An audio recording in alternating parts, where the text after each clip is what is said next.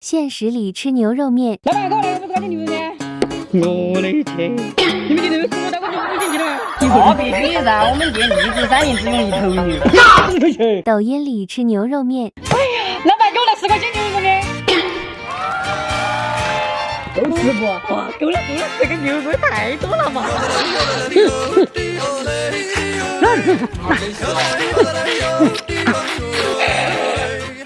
哇，10块钱啷个都是撑死我了。你知道这是为什么吗？